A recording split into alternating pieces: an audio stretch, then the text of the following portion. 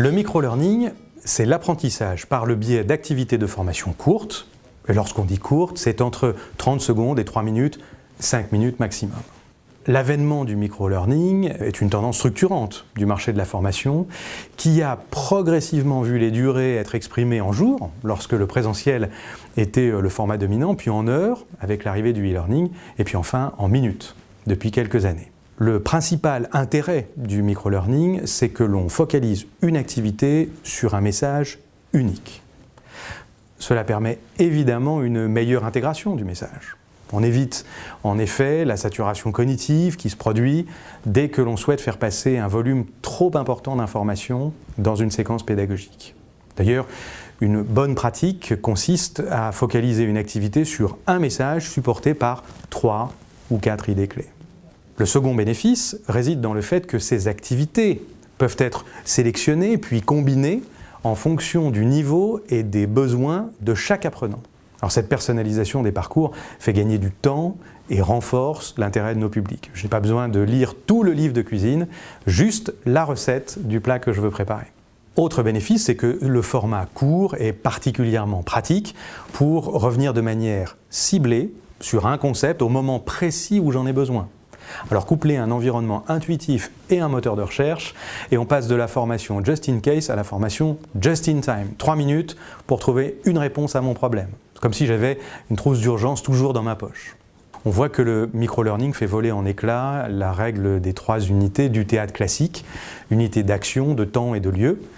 Pour ce qui est du lieu, ce format naturellement est particulièrement adapté au support mobile. Donc il me permet de me former où je veux. Pour les apprenants dispersés, nomades ou sans accès à un PC, c'est la magie Atawad.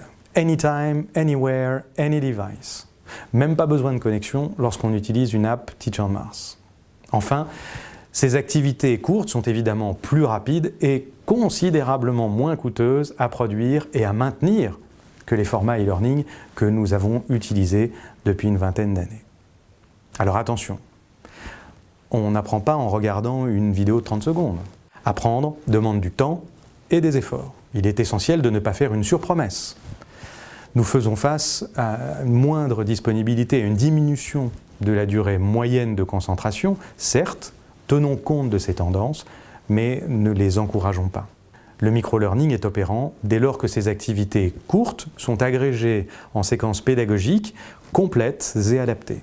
Il s'agit de couvrir l'ensemble du processus d'apprentissage, de l'acquisition de connaissances à la mise en pratique en contexte professionnel.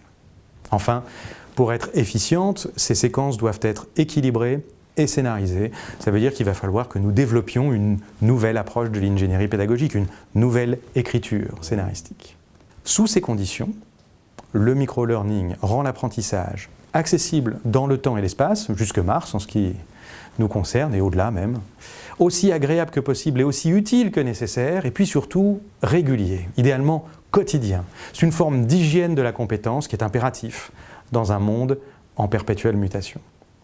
Concrètement, la solution Teach on Mars propose un ensemble d'activités courtes et diversifiées. Elles sont faciles à concevoir et à assembler sous forme de parcours dont on pourra suivre la progression et évaluer les impacts. Le formateur a toute liberté pour combiner ces activités afin d'optimiser la dynamique de groupe et la personnalisation du parcours à chaque apprenant. Il couvre l'ensemble des étapes du processus d'apprentissage, de la prise de conscience à la validation des compétences en situation professionnelle.